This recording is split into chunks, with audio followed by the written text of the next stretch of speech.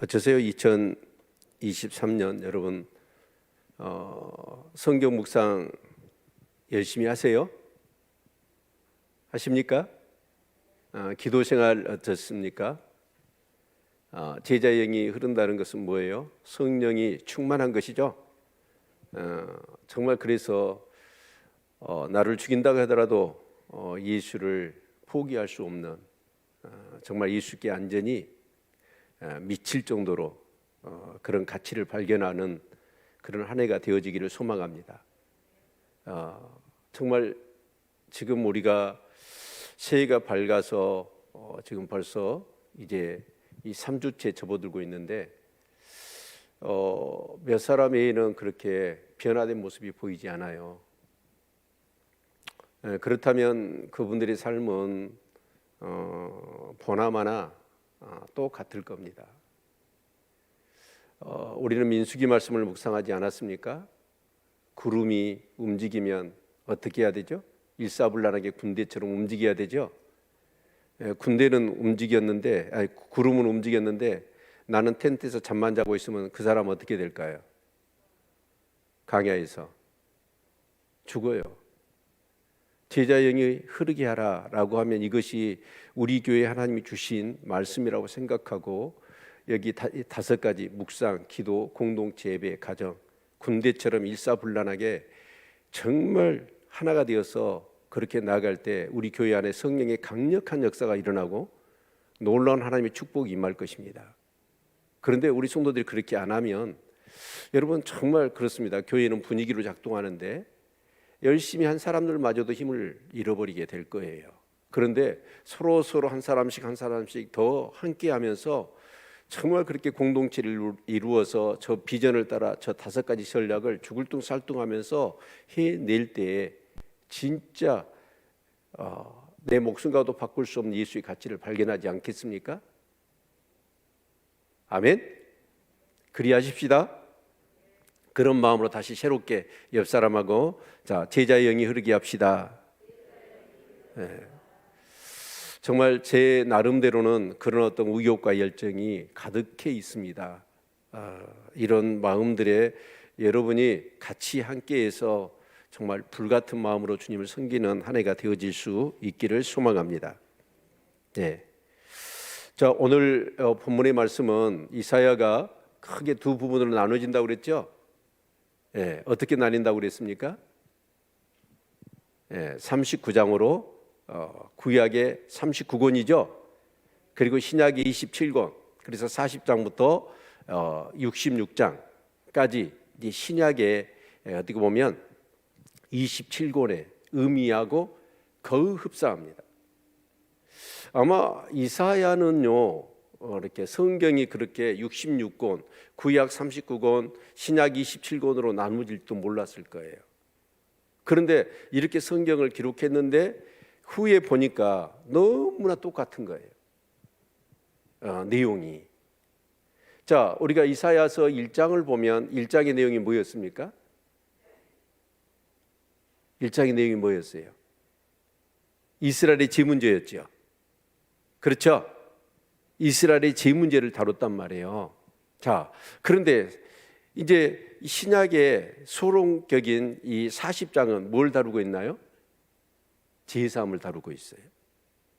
놀랍죠? 아멘. 정말 그래서 이제 40장부터는 66장까지 어떤 내용을 다루냐면 이스라엘의 회복을 다루고 있어요. 자, 그런데 그 이스라엘은 오늘로 얘기하면 누구일까요? 교회입니다. 아멘. 교회. 그리고 결국은 바빌론에 이 나라가 망해서 포로로 끌려가잖아요. 그런데 그게 뭐예요? 결국은 우리 죄로 인하여서 멸망한 것입니다. 그런데 이제 예수님이 오셔서 우리 죄를 대신해 주시죠. 대속의 죽음을 죽어주시죠. 그래서 그 복음을 받아들인 사람들은 어떻게 되죠? 회복과 구원을 받게 되어지는 것이죠. 아멘.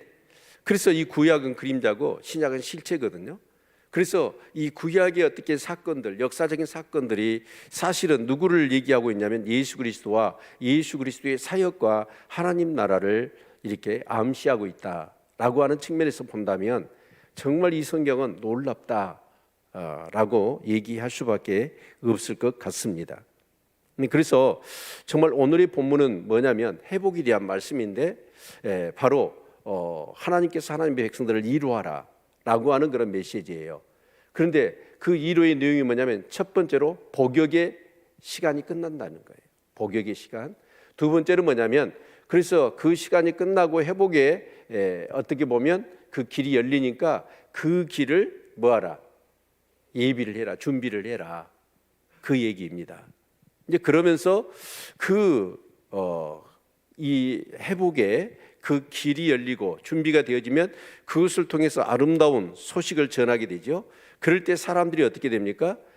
심령이 변화되고 삶이 변화되고 그래서 하나님의 영광을 보게 될 거라는 거예요. 네. 그래서 이런 이로의 소식들을 전하도록 하시는 말씀이 오늘 본문의 말씀인데 사실은 내용 전체를 보면 뭘까요? 바로 예수 그리스도의 복음을 얘기하는 거예요. 아멘. 그런데 우리가 이 역사적인 관점에서 우리가 본다면 이제 바벨론 포로로 1차로 끌려갈 때가 BC 609년이잖아요. 그리고 3차에는 BC 609년, 602년, 그 다음에 3차가 뭐냐면 BC 586년 나라가 완전히 망하잖아요. 그런데 이사야 선지자는 지금 어느 시대 사람이에요? BC 730년대, 20년대, 10년대 그때 사역했던 분이거든요. 그러면 이스라엘이 멸망하기까지는 몇 년 전입니까 지금? 120년 전 아닙니까? 120년 전에 이런 일이 있을 것이다 라고 지금 예언을 하고 있는 거예요. 그뿐만 아니라 어쩌냐 바벨론이라는 나라에 의해서 나라가 망할 뿐만 아니라 그 바벨론에 의해서 다시 바벨론이 망하고 그들이 돌아오게 될 거다 라고 하는 그 뒤에 43장 44장의 내용을 보면 결국 페르시아가 바벨론을 멸망시키고 고레스가 나의 목자 고레스가 이 제 속량물로 새 나라를 주니까 그것을 근거로 해서 고레스가 하나님의 백성들을 돌려보낸다는 얘기죠. 그런데 이런 얘기를 지금 이사야가 예언을 하고 있는 거예요. 몇 년 후의 얘기예요. BC 120년 전부터 해가지고 3차까지 돌아와서 완전히 예수 그리스도의 메시아까지 돌아오면 신약을 거쳐 쫙 몇천 년 뒤에까지 일어날 일들을 지금 이사야가 얘기하고 있는 거예요. 놀랍지 않나요? 근데 그 일들이 그대로 이루어졌죠. 그래서 여러분 푸른 마르고 꽃은 시들지만 뭔 영원하다? 하나님의 말씀은 영원하다. 그래서 우리는 결국 뭘 믿어야 돼요? 하나님의 말씀을 붙잡고 그 말씀대로 살아야 되는 거예요. 아멘. 이게 오늘 본문의 핵심이라고 할 수가 있을 것입니다. 자, 그래서 우리 1절부터 한 절씩 보십시다. 너희 하나님이 가라사대 너희는 이루하라 내 백성을 이루하라. 자, 하나님이 가라사대 너희는 이루해 하라는 거예요. 백성들을. 그 백성들이 어떤 상황일까요?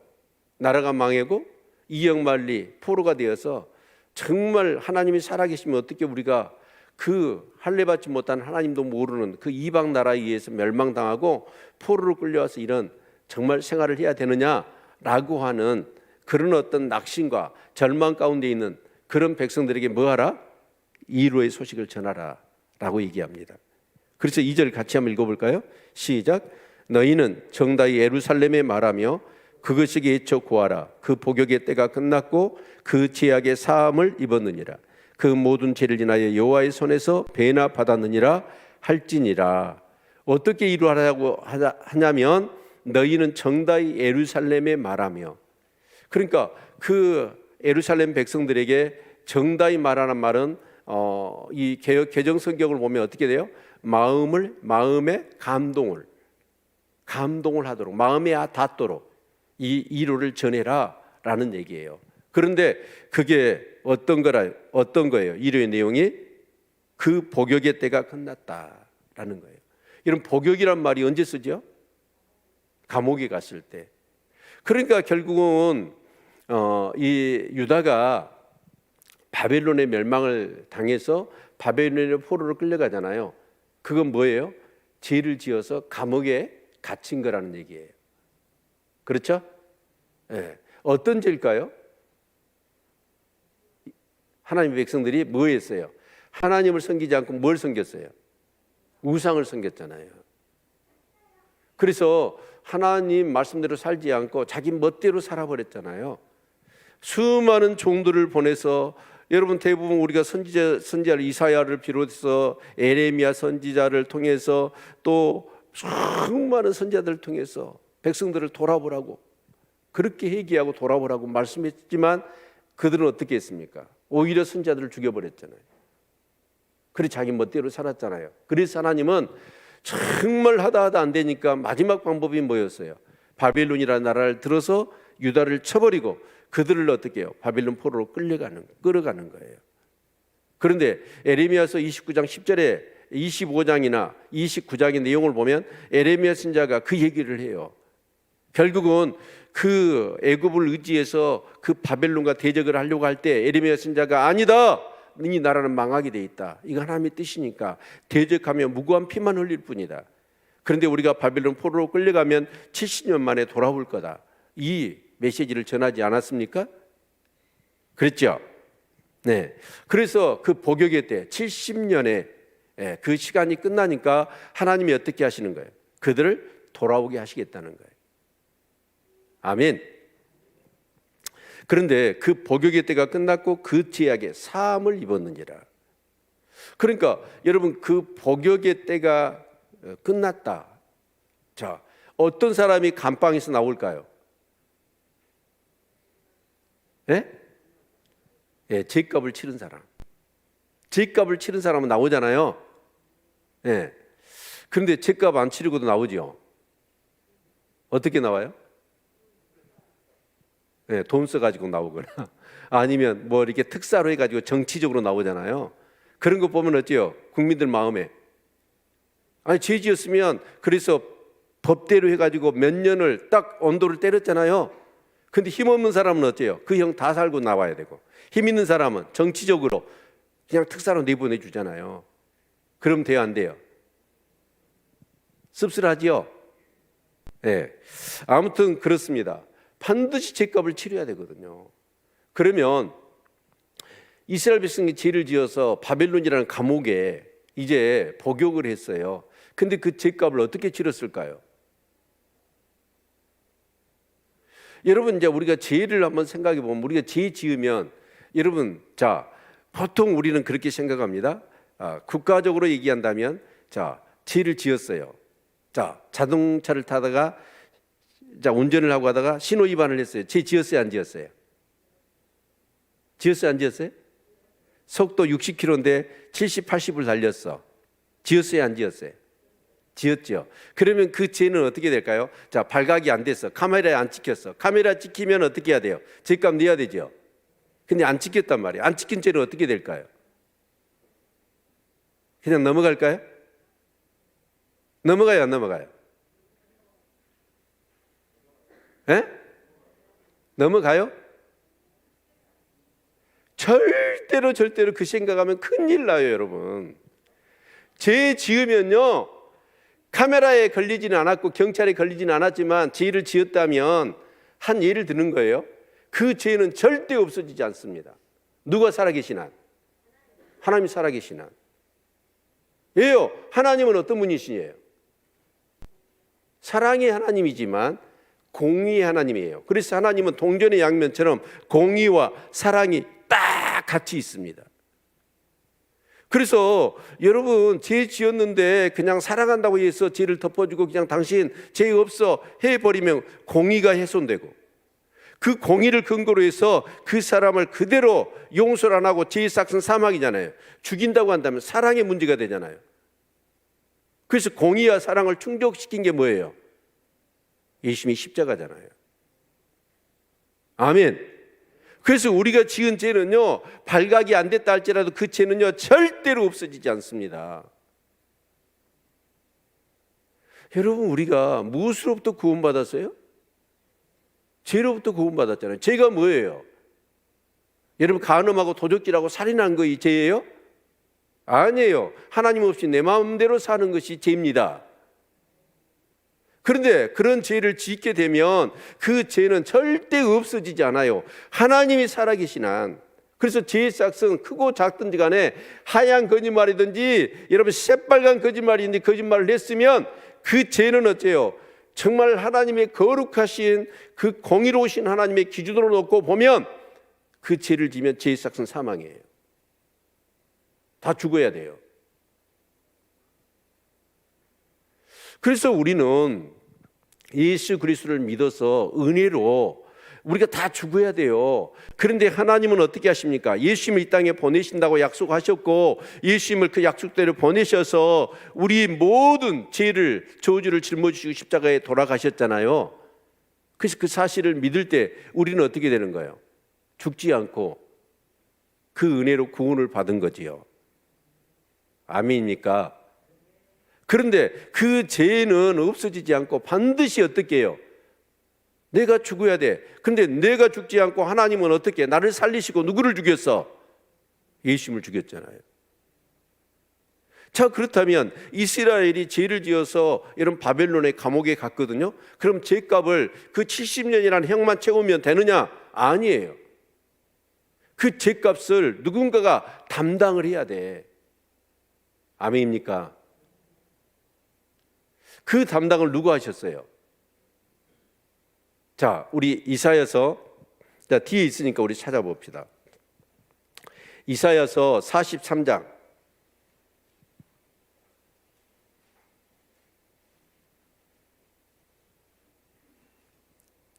자, 43장 3절부터 볼까요? 대전 나는 여호와 내 하나님이요 이스라엘의 거룩한 자요 내 구원자임이라. 내가 애굽을 너의 속량물로 구스와 스바를 너의 대신으로 주었노라. 내가 너를 보배롭고 존귀하게 여기고 너를 사랑하였은즉 내가 사람들을 주어 너를 바꾸며 백성들로 내 생명을 대신하니 두려워 말라. 내가 너와 함께하여 내 자손을 동방에서부터 오게 하며 서방에서부터 너를 모을 것이며. 이 내용이 뭐예요? 페르시아 고레스 왕한테 뭘 주신다는 거예요? 새 나라 에쿠스를 준다는 거 아니에요. 애굽, 구스, 스바를 준다는 거 아니에요. 그 좋은 차를 주니까, 속량물로 주니까 대신 누구를 놔주라? 내 백성 이스라엘을 내놓아라. 그래서 여러분 이 페르시아의 고레스 왕이 그 말씀을 듣고 그 새 나라를 전쟁을 했더니 그 새 나라가 그냥 완전히 손쉽게 정복이 되어져 버린 거예요. 그래서 고레스는 뭘 하게 됩니까? 그 하나님과 약속대로 속량물을 받았으니까 그 대신 누구를 줘야 돼요? 이스라엘 백성을 내놓아야죠. 아멘. 그래서 우리 44장 28절 뒤에 볼까요? 자, 28절 같이 한번 읽습니다. 44장 28절 44장입니다. 시작. 고레스에 대하여는 이르기를 그는 나의 목자라. 나의 모든 기쁨을 성취하리라 하며 예루살렘에 대하여는 이르기를 증건되리라 하며 성전에 대하여는 이르기를 네 기초가 세움이 되리라 하는지라. 누가 나의 목자라는 거예요? 고레스가. 왜요? 그 하나님이 말씀하신 대로 그 새 나라를 줬더니 그 백성을 내보냈을 뿐만 아니라 그들을 위하여 성전을 쌓고 예루살렘 성까지 쌓도록 그가 그 역할을 했다는 거예요. 아멘. 여러분, 우리 예수 믿는 사람이 죄 지으면 돼요, 안 돼요? 예? 자, 우리 로마서 6장 15절 같이 한번 찾아보죠.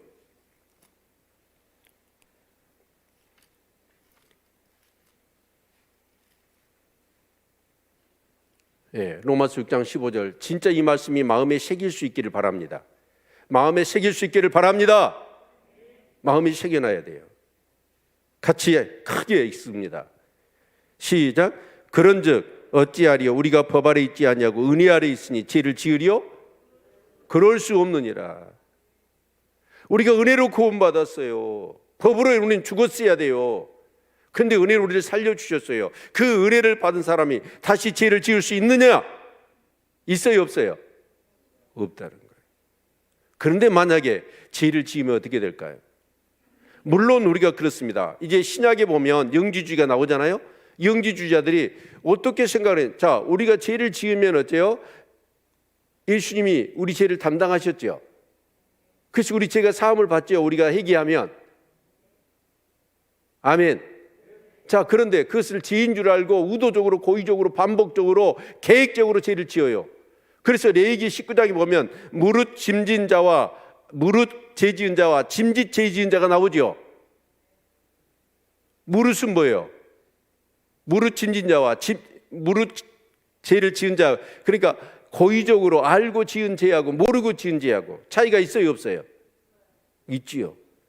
죄인지도 모르고 죄를 지었어. 그것은 어때요? 형법상으로도 여러분 죄인 줄을 모르고 죄를 지었어. 그것은 좀 벌이 약해요. 그런데 죄인 줄 알고 죄를 지었어. 그러면 어떻게 돼요? 가중이 되잖아요. 처벌이. 우리 예수 믿는 사람이 여러분 그래서 사람들은 어쩌냐? 자, 우리가 죄를 지으면 예수님께 회개하면 죄를 용서를 받잖아요. 그런데 이것이 남용되어서 어떻게 하냐면 야, 우리가 죄를 지은 건 예수님이 다 담당하셔서 과거의 죄, 오늘 현재의 죄, 앞으로 지을 죄까지 주님이 다 담당하셨으니까 이제 우리는 뭐 하자? 마음대로 살자. 이게 영지주의예요. 이단들이죠, 그 당시. 그래서 복음을, 그 복음의 진리를, 교회를 완전히 혼란하게 만들었던 사람들. 그런데 우리는 그래요. 정말 이런 어떤 편의적인 생각들을 많이 해버려요. 근데 예수 그리스도를 믿고 제사함을 받고 은혜로 구원받은 저와 여러분은 죄를 지을 수 있다, 없다? 없다. 죄를 지을 수 없습니다. 그런데 불가피하게 죄를 지었어. 그러면 어떻게 해요? 진실로 회개하면 하나님이 용서하십니다. 그런데 고의적으로 계획적으로 죄를 지었어요. 그러면 어떻게 되죠? 여러분 그 죄값은요 우리가요 정말 고통을 통해서 담당해야 합니다. 이 얘기가 아니고 40장으로 다시 넘어갑시다. 40장으로 넘어가면 자 정말 그 이스라엘 백성들이 그렇게 이제 복역의 때가 끝난 거예요. 그것은 뭐냐면 70년 살아서 죄값이 다 담당한 게 아니라 그 죄를 누군가 담당했어. 그것을 하나님은 고레스를 통해서 그 세 나라를 속량물을 주고 어째 그 백성을 사신 거예요. 아멘. 이것은 뭘 의미할까요? 바로 애굽과 구스와 스바가 누구예요? 오늘로 얘기하면 예수 그리스도이십니다. 예수 그리스도를 대신 속량물로 주시고 저와 여러분을 죄악 가운데서 사망 가운데서 구원하신 줄로 믿습니다. 네. 여러분 절대로 죄 짓지 마십시오. 죄를 어쩔 수 없이 지었다면 진심으로 회개하십시오. 그런데 여러분 어떻게 죄 안 짓고 아무리 예수를 믿는다고 하지만 죄 안 짓고 세상을 살 수가 있어? 여러분 이런 틈을 만들어 놓으니까 그 틈을 타고 사단이 막 죄를 짓게 만드는 거예요. 그래서 예수를 믿어도 기쁨이 없고 예수를 믿어도 복이 없고 예수를 믿어도 맨날 얻어 터지고 그러는 거예요. 예. 그리고 이제 3절 같이 한번 읽어봅시다. 3절 읽어보면 특히 이제 3절에도 그렇고 6절에도 그렇고 9절에도 그렇고 어떤 단어가 계속 반복된가요? 네? 예, 소식이에요. 소식. 아멘. 예, 소식. 우리는요 정말 우리 인간은 어때요? 말을 잘 들어야 돼요. 듣는 것을 잘해야겠더라. 그렇죠? 전하는 것도 말하는 것도 중요하지만 제일 중요한 것은 여러분 듣는 거예요. 그래서 잘 들으라고 여러분 말은 이렇게 잘하라고 하나만 만들어 놨지만 잘 들으라고 귀는 2개 만들어 놓은 거예요. 아멘. 예, 그래서 3절 같이 읽습니다. 시작. 예치는 자의 소리여 가로되 너희는 광야에서 여호와의 길을 예비하라. 사막에서 우리 하나님의 대로를 평탄케 하라. 그래서 예치는 자의 소리여. 자, 이 예치는 자의 소리 하면 누가 생각나요? 예? 그렇죠. 세례 요한은 생각나야죠. 세례 요한은 어때요? 소리는 뭐 하는 사람이에요? 옛날에 왕이 행차합니다. 왕이 행차하면 그 앞에 소리꾼이 나와요. 소리꾼이 와서 물러거라 왕 행차시다 그러잖아요. 그러면 백성들이 어떻게 해요? 다 엎드리잖아요. 그리고 자기는 어때요? 사라지는 거예요. 진짜 중요한 것은 누구예요? 왕이 오는 거예요. 그걸 전하는 거잖아요. 그걸 준비시키는 거잖아요. 그러니까 세례 요한은 뭐냐? 광야에 예치는 자의 소리였어. 그래서 자기는 어째요? 세해야 되고 그 왕은 흥해야 되고 나는 그의 신는 배를 풀기 해도 감당치 못할 사람이에요. 그래서 예수 그리스도의 오심을 증거했던 사람이 누구예요? 세례 요한이에요. 그렇게 웅장하게 그 정말 이 암흑기, 그래서 이 세례 요한이 일생을 정말 너희는 회개하고 어떻게 하라? 이 천국 복음을 받아들여라 라고 메시지를 전하면서 회개의 메시지를 전할 때 그 백성들이 수없이 그래서 세례를 받으러 세례 요한에게 왔잖아요. 그런데도 불구하고 세례 요한은 어떻게 합니까? 자기를 드러내지 않아요. 누구를 드러내요? 오직 예수 그리스도를 드러내지 않습니까? 아멘. 그렇듯이 이제 이스라엘 백성들은 뭐 하라는 거예요?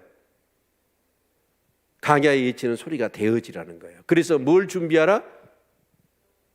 그 길을 준비하라. 누가 오실 거니까? 세례 요한은 예수님이 오실 것이지만 정말 그 이스라엘 백성들이 바벨론 포로에서 이제 돌아오는 그 이스라엘 백성들한테는 누구를? 하나님을 증거하라는 거예요. 아멘. 예. 그래서 광야에서 여호와의 길을 예비하라는 거예요.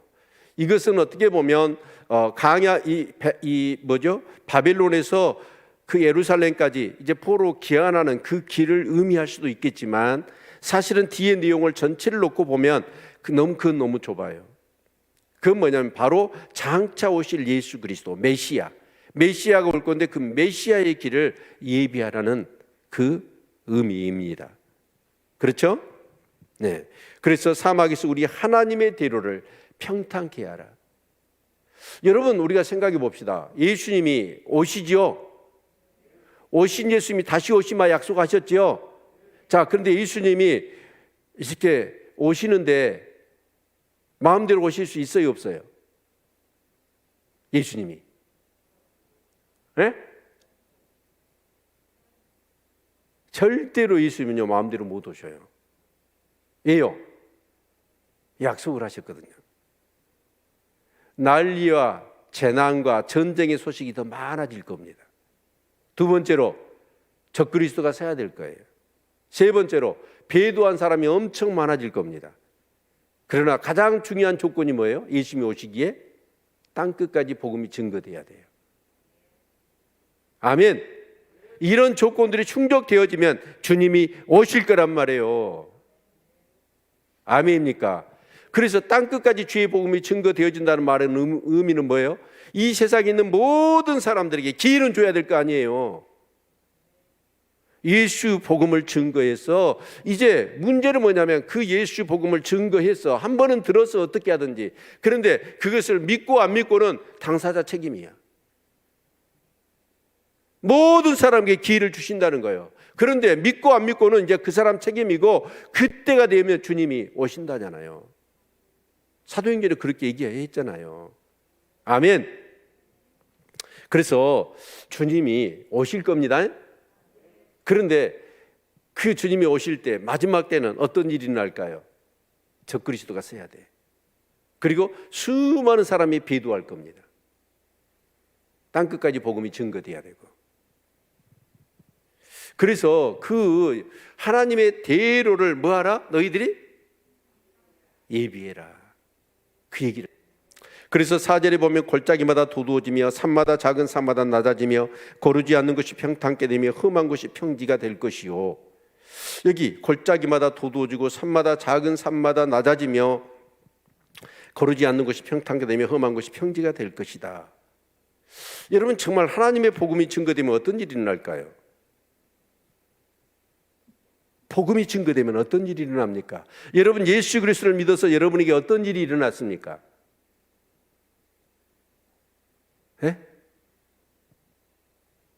nothing, 아무 일도 안 일어났어요?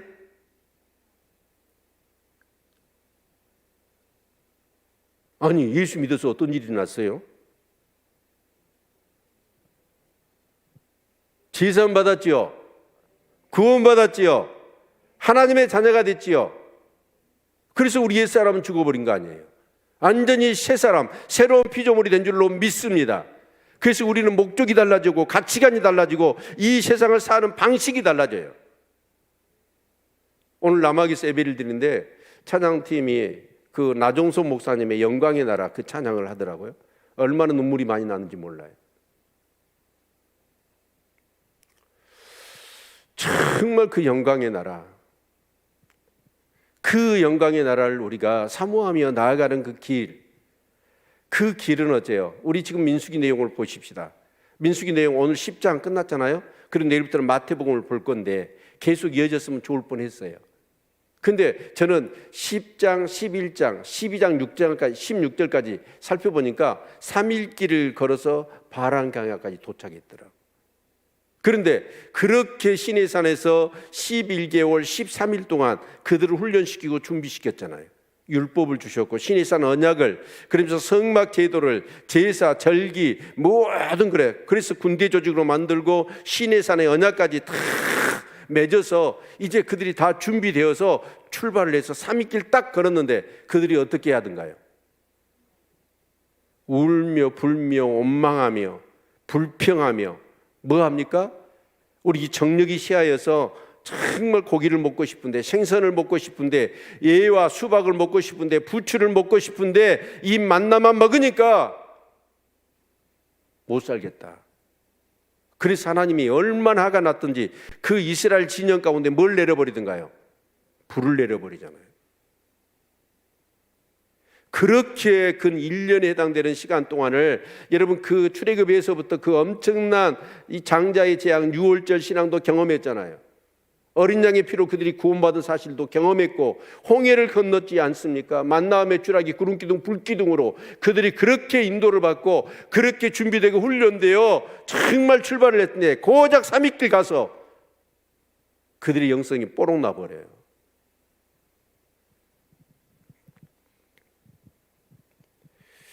여러분 정말 우리가 그 영광의 하나님 나라 가기까지는 우리 그 가사 내용이 뭐가 있죠? 기름등불 준비합시다. 깨어 기도합시다. 이게 안 되면요 거의 강야에서 다 죽어요. 강야는 어떤 곳이에요? 반드시 지나서 어디 가야 돼요? 약속 땅을 가야 되는 곳이잖아요. 여러분 진짜 그 강야 갈 수 있겠어요? 통과할 수 있겠습니까? 아니 우리가 신앙생활 하는 건 뭐예요? 천국 가자는 거 아닙니까? 아멘. 그런데 이렇게 해가지고 여러분 진짜 적그리스도가 서면 수많은 사람이 배도한다는데, 아니 적그리스도가 오기도 전에 지금 이미 적그리스도의 어떤 그런 영향이 물질이나 세상이 얼마나 우리를 유혹합니까? 내 자신의 타락한 육신, 육체의 소욕들, 그것들이 얼마나 드글드글 끓으면서 순간적으로 하나님의 말씀과는 상관없이 행동하게 만들어버립니까? 이 강야 정말 승리하며 통과할 수 있다고 보십니까? 제가 볼 때는 어려울 것 같아요.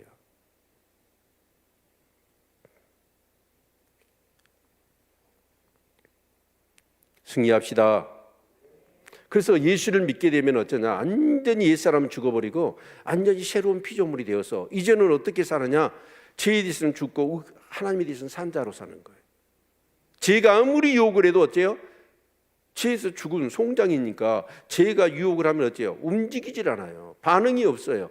근데 하나님께 대해서는 산 자예요. 그럼 하나님이 말씀하시면 어떻게 해요? 팔딱팔딱 여기 심장이 뛰면서 막 고동을 치면서 열망과 열정을 가지고 하나님 섬기는 사람이 되어야 되는 거예요.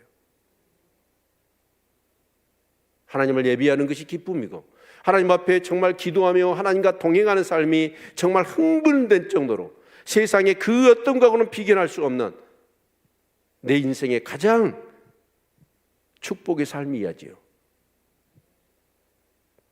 그게 되시기를 축원합니다. 그래서 예수에게 미치지 않으면, 정말 예수에게 미치지 않으면 신앙생활을 못합니다. 얼마나 우리 영혼을 완전히 미치도록 사로잡고자 하는 세상의 현란한 유혹의 손길들이 얼마나 많습니까?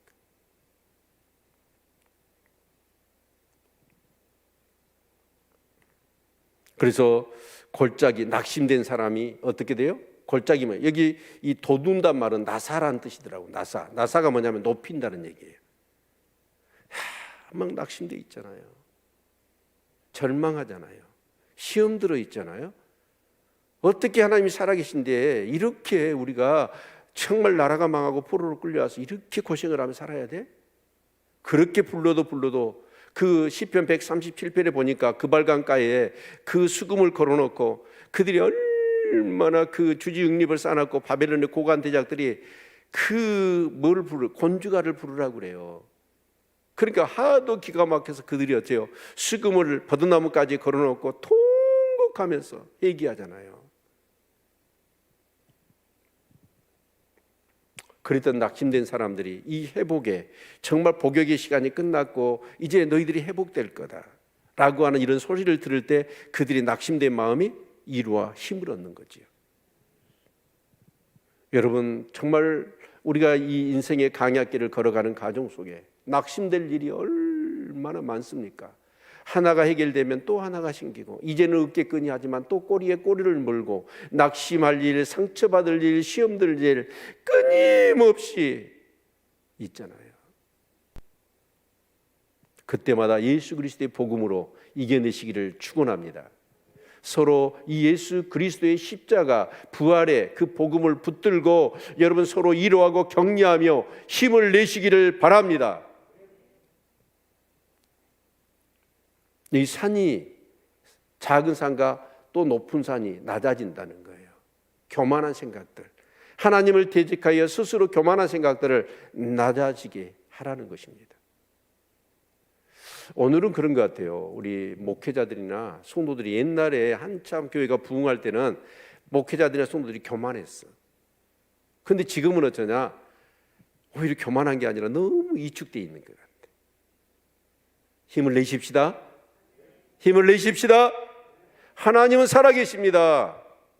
하나님은 정말 오늘 또 살아서 역사하십니다. 그리고 험한 것이 평지가 된다. 복음이 증거되지는 정말 사람과 짐승이 갈 수 없는 그 길, 험한 것, 그것도 어떻게 해요? 대로를 만들라는 거예요. 복음이 증거되어지도록. 우리 옛날에 그 종운삼 선교사님, 인도에 계신 분, 그분 간증 들으시지 않았습니까? 현대 건설의 그 사우디아라비아의 그 파견으로 갔잖아요. 직원으로. 근데 이분이 얼마나 신앙이 좋던지, 사우디아라비아는 그렇게 성경을 가지고 그렇게 그 현지인들을 복음을 전하고 성경을 가르치면 사형이잖아요. 그런데 이분이 어쩌냐? 너무 그 사람들의 영혼을 불쌍히 여겨가지고 은밀하게 막 성경책을 나눠주면서 복음을 전했어. 근데 잡혀버린 거예요. 그래가지고 이제 사형을 당하게 생겼어. 근데 이 사실이 이제 조영기 목사님한테 알려졌잖아요. 그 조영기 목사님이 교계 목사님들과 정치권을 움직여가지고 결국은 어떻게 해가지고 그분이 정말 죽을 목숨인데 살아났어. 그래서 이분이 어떻게 해요? 그렇게 죽다가 살아났는데 이분이 그래서 선교사로 헌신한 거잖아요. 지금 인도에 가서 우리가 지금 선교하고 있는데 그 인도에서 매년 저보다 오라고 그래요. 정말 크게 부흥을 해가지고 선교센터도 크게 세우고 학교도 세워가지고 얼마나 사역을 멋있게 하는지 모릅니다. 그런데 정말 짐 얼리엇인가 그 형제들, 그 남미에 얼마 전에 제가 그런 내용을 얘기한 적이 있습니다. 여러분, 그 살인 식인종들한테 복음 전하러 갔잖아요. 비행기 타고 갔는데 어떻게 합니까? 그 자리에서 죽임을 당해요. 5명이. 그런데 그 부인들이 어떻게 합니까? 그 살인 식인종들한테 다시 가잖아요. 근데 그 여자들이 갈 수 있었던 그 부족은 그런데요. 남자들은 잡아먹어도 괜찮은데 여자들은 건들면 안 되는데 신사가 아니래. 그래서 여자들은 안 건드니까 이 부인들이 어쩌냐? 5명이 골로 간 거예요. 애기들 안고. 가서 그들을 막 구호 물품 가지고 그들을 섬긴 거예요. 그랬더니 이 사람들이 나중에 물어보더래요. 당신들 누구냐? 누군데 우리를 이렇게 섬기냐? 그랬더니 당신들이 죽였던 남자들의 부인들이다. 그럼 왜 이렇게 우리를 섬기냐? 그들이 무엇 때문에 와서 죽은지 아느냐? 예수 복음 증거하려고. 그랬더니 그 사람들이 예수를 다 믿게 되더라는 거예요. 아멘. 그래서 여러분, 많은 사람이 정말 이 골짜기를, 또 산들을 낮추며 험한 곳, 사람이 갈 수 없는 곳에 이 복음이 증거되어지는 길을 만들었어요. 자기 피를 뿌리고 자기 생명을 바쳐서. 그래서 우리에게도 이 복음이 온 거 아니에요? 그냥 저절로 된 게 아니란 말이에요. 그렇게 될 때 어떤 일이 일어날까요? 5절 같이 읽어봅시다. 여호와의 영광이 나타나고 모든 육체가 그것을 함께 보리라. 대저 여호와의 입이 말씀하셨느니라. 그렇게 될 때 뭐가 나타나요? 그 복음을 전해 듣고 사람들이 어떻게 됩니까? 여러분, 죽은 자가 살아나기도 하고 병든 자가 고침을 받기도 하고, 여러분 정말 소경이 눈을 뜨기도 하고 안진뱅이가 일어나기도 하고, 이런 일들이 일어나잖아요. 그런데 그것은요, 세 발의 피입니다. 진짜 중요한 기적은 뭘까요? 사람이 바뀌는 거예요. 사람이 변화되기가 쉬운가요? 정말 어렵습니다. 사람은요, 안 바뀌어요. 사람이 사람을요, 절대 바꿀 수는 없습니다. 그런데 누구만이 사람을 바꾼가요? 예수 복음만이. 아멘. 십자가의 그 복음만이 사람을 바꾸는 거예요. 하나님의 그 놀라운 은혜와 사랑만이 정말 우리를 바꾸는 거예요. 그래서 사람들이 어떻게 합니까? 여호와의 영광이 나타나고 모든 육체가 그것을 함께 보리라. 대저 여호와의 입이 말씀하셨느니라. 우리 요한복음 1장 14절 같이 한번 읽어보겠습니다. 요한복음 1장 14절.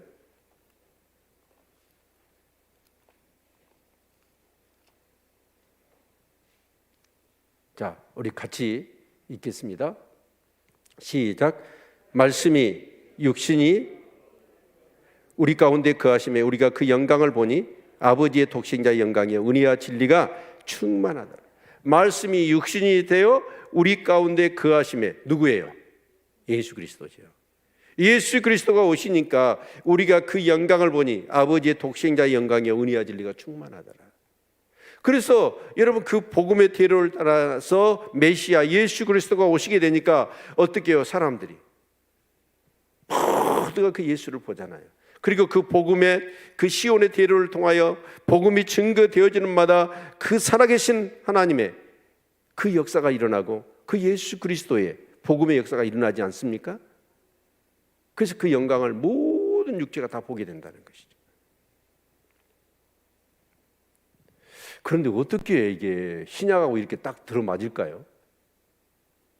BC 700년도에 이사야가 이렇게 얘기를 했는데 참 신기합니다. 6절 봅시다. 말하는 자의 소리여 가로되 이치라 대답하되 내가 무엇이라 이치리이까 가로되 모든 육체는 풀이요 그 모든 아름다움은 들의 꽃 같으니 푸른 마르고 꽃은 시듬은 여호와의 기운이 그 위에 불미라. 이 백성은 실로 풀이로다. 푸른 마르고 꽃은 시드나 우리 하나님의 말씀은 영영이 서리라 하라. 그래서 가서 이것을 말하는 자의 소리여 가로되 예치라 라고 얘기를 해요. 왜 예치냐? 사람들이 이렇게 말을 하면 믿을까요, 안 믿을까요? 예? 복음을 전하면 믿어요, 안 믿어요? 안 믿어요. 하나님이 어디 있다고 그래 증거를 대라고 얘기하잖아요. 아멘. 그럴 때 무슨 얘기를 하라는 거예요? 예, 푸른 마르고 꽃은 시든다. 그러나 하나님의 말씀만이 영원하다. 여러분, 성경을 그래서 우리가 창세기부터 요한계시록까지 역사적으로 공부해야 될 이유입니다. 그 많은 제국들 보십시오. 그 정말 잘 나갔던 인물들 봐보십시오. 그 제국의 대양들을 보십시오. 얼마나 영광스러웠습니까? 얼마나 호사를 누리고 정말 그랬습니까? 그런데 그들은 어떻습니까? 지금 있어요, 없어요? 그 제국도 흔적도 없이 사라져 버렸고 그 제국을 일으켰던 정말 그 영웅들도 다 사라졌잖아요. 그런데 뭐만 남았어요? 여러분, 아수르가 어떻게 될 것이고, 바벨론이 어떻게 될 것이고, 페르시아가 어떻게 될 것이고, 헬라가 어떻게 될 것이며, 로마가 어떻게 될 걸 하나님 말씀하셨어요, 안 하셨어요? 다 말씀하셨잖아요. 이미 그 나라가 세워지기 전에, 수백 년, 수천 년 전에 이런 나라가 있을 것이고, 이런 나라는 이렇게 망할 거다 라고 얘기를 하셨잖아요. 그리고 누가 오신다고? 예수 그리스도가 오신다고. 그런데 그 모든 메시지가 어떻게 됐어요? 역사가 그대로 이루어졌지요. 그러면 뭐가 영원해요? 말씀이 영원하죠. 이걸 여러분 확실하게 믿으십니까? 여러분, 우리 육체라는 게 정말 그래요. 시간 지나면 어때요? 이 꽃이나 풀 같은 경우, 자, 봄에 이제 벚꽃 피잖아요. 벚꽃 피면 얼마가 든가요? 네? 2주 정도 가는 것 같아. 그것도요, 자리야 2주지. 비 와가지고 바람 불으면 싹 떨어져 버려. 그러니까 꽃은요, 한순간에 얼마나 아름답습니까, 꽃이. 그런데 그게 오래 가면 얼마나 좋아요. 그래서 사람이 생화 같은 조화를 만든가 봐. 진짜 가서요, 만져봐야 알거든만. 그런데 그 조화는 조화이지. 그런데 여러분, 우리 김강수 집사님, 지금 춘추가 어떻게 되시옵니까? 40? 네? 50? 자, 이빨 청춘 때 얼마나 이뻤어요? 얼굴도 탱탱하고 피부도 그랬잖아요. 근데 지금은 어떤 것 같아요? 지금도 이뻐요? 우리가 아무리 이빨 청춘 참 좋을 때야 참 좋을 때야 그렇지만 여러분, 그게 얼마 갈까요? 이제 여기 계신 분들 다 벗겨놓으면 보기가 싫어. 정말 그 정도로 우리 육체는요, 풀과 같고 꽃과 같아요. 그런데 거기에다가 쳐 바르잖아요. 그게 몇 조금 간다고. 여러분, 그런 썩어질 세상의 그 바벨론 제국 정말 어떻게 무너지냐, 이 나라가. 그러면서 그 바벨론 제국이 무너져야 우리가 회복될 텐데, 우리가 독립운동을 한 사람이 있어, 뭐 바벨론으로부터 벗어나려고 몸부림치는 사람이 있어. 그런데 바벨론을 누가 쳐부수고 거기서 우리가 회복되느냐? 그 바벨론은 영원할 거다. 이런 생각들을 수없이 갖잖아요. 그런데 아무리 그 제국을 일으켰던 영웅하고, 또 우리가 한때 그렇게 빛과 번쩍하게 막 그러면서 우리 몸이 탱탱하고 젊음을 가시하고 인물을 가시하고, 여러분 그러지만 그거요, 풀과 꽃과 같아요. 어디다 투자하시랍니까? 20일 잠깐 피었다지는 그 꽃과 같은 세상에 내 육신에 투자하시겠습니까? 영원한 하나님의 말씀에 투자하시겠습니까? 영원한 하나님의 말씀에 투자를 해야지. 거기다 내 삶의 무게를 실어야죠. 아멘. 그렇게 살아야 되는 거예요. 근데 사람들은요, 그렇지 않아요. 지금 눈에 보이는 거, 잠깐 있다가 쓰러질 것들, 그것이 영원한 것인 것냐, 거기에다 온 인생을 저당 잡히며 살지 않습니까? 참 요즘처럼 그게 느껴집니다. 그냥 제가 이렇게 일용할 양식이 있으면 돼요. 우리 옆 사람 인사합시다. 일용할 양식이 있으면 돼요. 그거 있으면 돼요. 뭔 욕심을 더 부르세요? 그 일용할 양식을 하나님이 주실 줄을 믿고 우리는 열심히 말씀을 따라서 살아야 되고 봉사해야 합니다. 그게 복된 겁니다. 아멘. 그리고 9절부터 11절 말씀을 보면, 아름다운 소식을 시온에 전하는 자여 너는 높은 산에 오르라. 아름다운 소식을 예루살렘에 전하는 자여 너는 힘써 소리를 높이라. 두려워 말고 소리를 높여 유다의 성읍들에 이르기를 너희 하나님을 보라 하라. 보라, 주 여호와께서 장차 강한 자로 임하실 것이요 친히 그 팔로 다스리실 것이라. 보라, 상급이 그에게 있고 부흥이 그 앞에 있으며 그런 목자같이 양무리를 먹이시며 어린 양을 그 팔로 모아 품에 안으시며 젖먹이는 암컷들을 온순히 인도하시리로다. 여기 보면 그 리차드 버나든가 그 갈매기의 꿈을 보면 유명한 말 나오죠. 높이 나르는 갈매기가 가장 멀리 본다. 지금 무슨 얘기를 하냐면 여기서 소식이 나오잖아요. 아름다운 소식이 뭐예요? 세상에서 제일로 아름다운 소식이 뭐예요? 로또 당첨된 거예요? 뭐예요? 예수 그리스도잖아요. 예수는 그리스도다. 이게 최고의 아름다운 소식인 줄로 믿습니다. 왜 그럴까요? 그 예수 그리스도를 믿고 그리스도로 믿는 사람들은 무슨 일이 일어납니까? 제사함 받고 구원받아 하나님의 자녀가 됩니다. 죽어서 천국 갑니다. 죽어서 갈 천국을 이 땅에서도 경험합니다. 여러분, 절대로 믿음이라는 건 그런 거예요. 이 세상에 얼마나 낙심된 일이 많고 힘든 일이 많고 정말 고통스럽고 상처받을 일이 많습니까?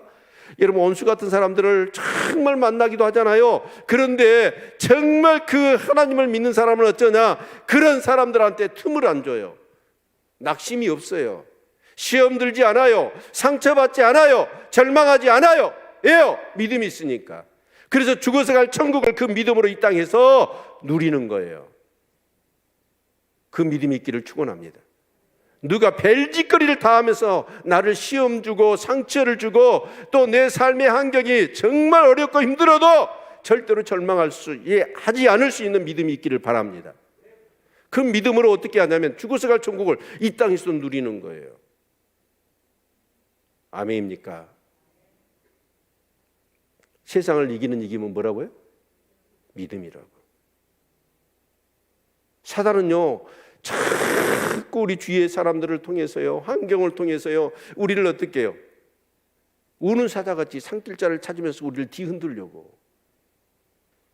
그런데 믿음 있는 사람은 어쩌냐? 다 하나님께 맡기고 믿음으로 그것들을 이겨내요. 절대 같이 맞장구 치고 놀아주지 않아. 아멘. 자, 그래서 이 복음이 아름다운 소식인데 이 아름다운 소식을 전하기 위해서는 어떻게 하라? 높은 데로 올라가라는 거예요. 그럼 어디 있죠? 백두산 올라가야 될까요? 한라산 올라가야 돼요? 그 얘기가 아니라 높은 데로 오르란 말은 영향력 있는 사람이 되라는 얘기예요. 아멘. 정말 저는 우리 교회 성도님들이 지역에서 영향력 있는 그런 사람이 되시기를 축원합니다. 와, 그분 생각하면 소문만 들어도 머리가 숙여지고, 와, 정말 하나님 믿으려면 저렇게 믿어야 돼. 그것은 두 가지입니다. 하나는 믿음의 부자가 돼야 되고 두 번째는 물질의 부자가 되셔야 돼요. 아멘 안 하시네? 가난하게 사시고 싶으세요? 허덕이고 사시고 싶으세요? 여러분, 믿음의 부자, 물질의 부자가 되시기를 축원합니다. 그래서 영향력 있는 사람이 되어서 막 구제하고 베풀고 송교하고 나누고. 사람이 그렇더라고요. 그냥 복음만 전해갖고는 안 되더만. 뭘 줘야 돼요? 네, 밥을 사줘야 돼. 선물을 사줘야 돼. 그럴 때 사람이, 여러분, 물질이 있는 것이 뭐가 있어요? 마음이 있어요.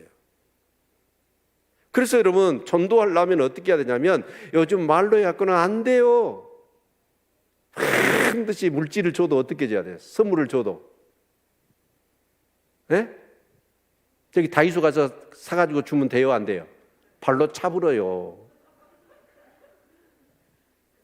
요즘 주일학교 아이들도 웬만한 건요, 거들떠보지도 않잖아요.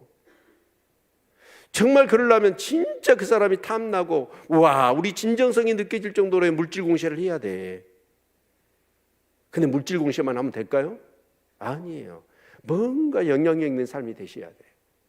진정성이 느껴져야 돼. 그런 분들이 되시기를 축원합니다. 그래서 이 귀한 아름다운 소식을 어떻게 하든지 멀리, 가까이서부터 멀리까지 전하라는 거예요. 아멘. 그렇게 이렇게 전해서 누구를 봐라? 너희 하나님을 봐라. 나를 보라는 게 아니라, 세상을 보라는 게 아니라, 물질을 보라는 게 아니라, 너희들이여 누구를 봐라? 하나님을 봐라. 아멘. 그 역할을 우리가 해야 된다는 거예요. 그런데 그렇게 한 자에게는 어떻게 하신다? 보라, 주 여호와께서 장차 강한 자로 임하실 것이요 친히 그 팔로 다스릴 것이라. 보라, 상급이 그에게 있고 부흥이 그 앞에 있으며. 상급과 보응이 있대요. 아멘.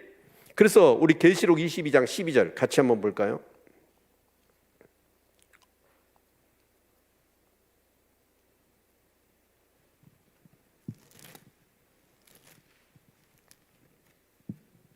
네, 계시록 22장 12절 같이 읽겠습니다.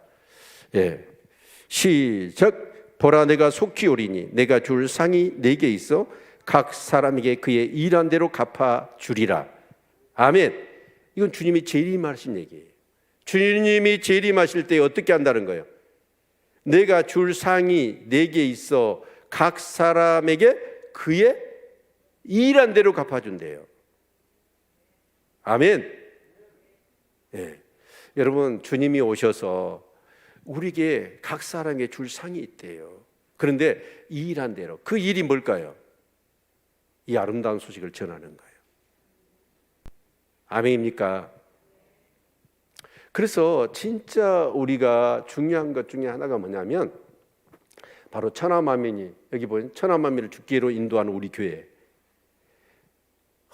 어떻게든지 복음 전해가지고 그 사람들을 죽기로 인도하는 사람, 그 상이 최고로 크다고 해요. 올해 우리 전도 많이 합시다. 네, 전도, 우리 그를 전도하려면 목장이 살아나야 돼. 지금은 여러분 전도지 줘갖고는 절대 안 됩니다. 전도가 관계전도 만들어요. 팀 관계전도. 그래서 팀을 이루어서 함께 중보하며 모일 때마다 빈자리 놓고 빈 방송 놓고 기도하고 관계 속에서 그 사람들을 계속 중보하며 복음을 전해야 돼요.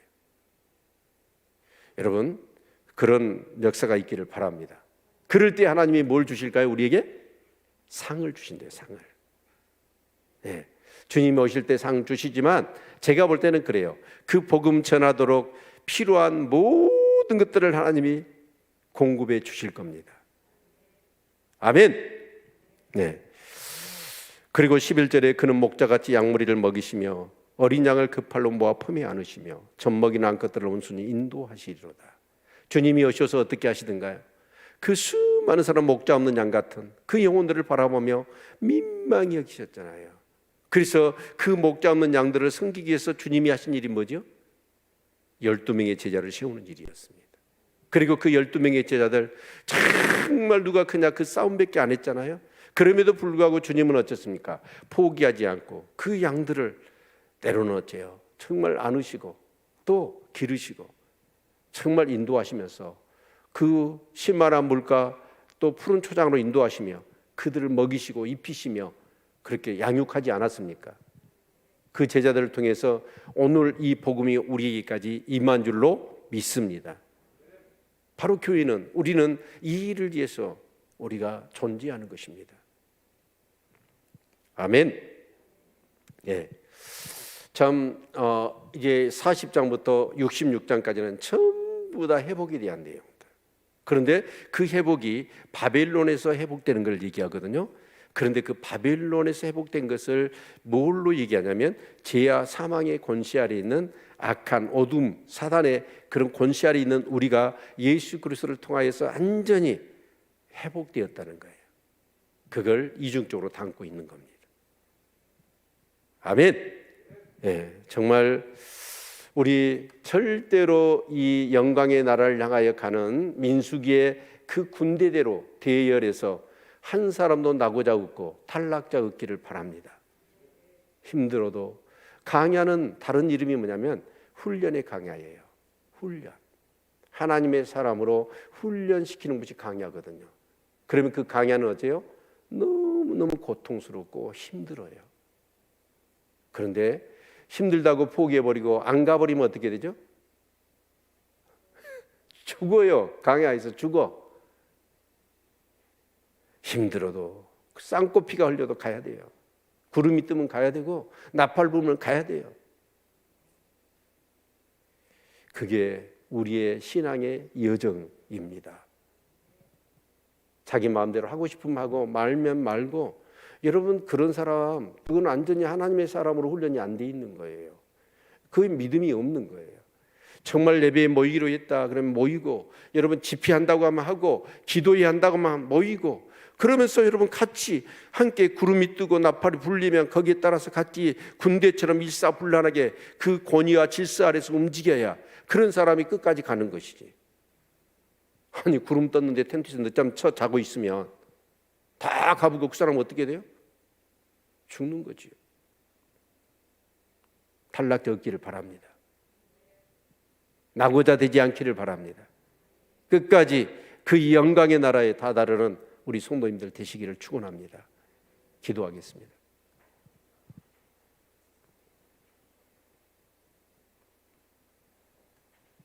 정말 성경을 보면 놀랍지 않습니까? 어떻게 몇천 년 전에 몇백 년 전에 말씀하신 것들이 역사 속에 이렇게 이루어집니까? 푸른 마르고 꼴은 시듭니다. 세상에 어떤